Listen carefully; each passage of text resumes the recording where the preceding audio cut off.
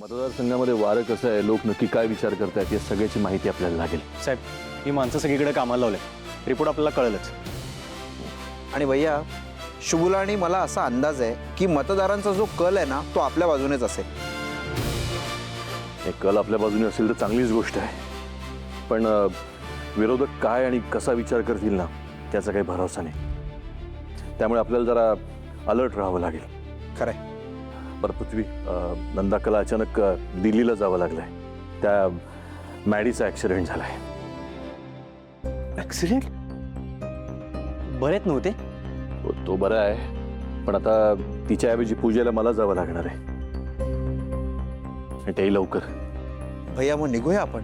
नाही, पण त्याआधी एका ठिकाणी जाऊन महत्वाचे पेपर्स आणायचे. साहेब, पेपर्स मी आणतो, तुम्ही पूजेला जावा. नाही शुभ, तू मला माझ्या बरोबर हवायस. काय, मोक्षाला मदत करणं ही जबाबदारी आहे आपली. ठीक आहे साहेब. आणि त्याआधी आणखीन एका ठिकाणी जायचंय, तिथेही तू मला बरोबर लागणार आहेस. भैया, मी जाऊन घेऊन येतो पेपर्स. नाही पृथ्वी, मला असं वाटतंय की आपल्या मतदारसंघामध्ये जेवढे विभाग आहेत ना, त्या विभागांमध्ये जेवढी संभाव्य मतं आपल्याला मिळणार आहेत ना, त्या सगळ्याची यादी लागणार आहे. सो ते खूप महत्त्वाचं काम आहे. तो रिपोर्ट पूर्ण कर असं मला वाटतंय. बरं, ठीक आहे. मग साहेब, पेपर्स कोण आणणार? पेपर तुझी असिस्टंट आहे ना, तिला सांग.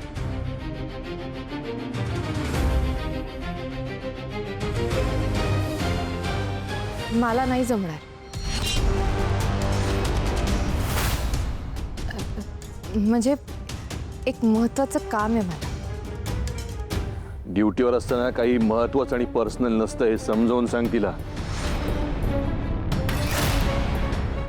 पेपर्स कलेक्ट केले ना की शुभला फोन करून कळव. असिस्टंट मॅडम, पेपर्स महत्त्वाचे आहेत, तुम्हाला आणायलाच लागतील.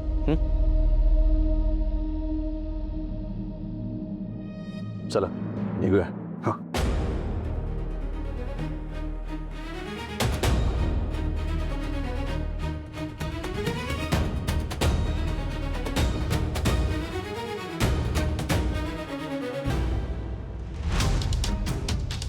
काय चाललंय? फोन बाजूला ठेव आणि सांगितलं ते कर. काय चाललंय शुभू? हा, अरे असिस्टंट तुझी गेली का नाही अजून ती? हो सर.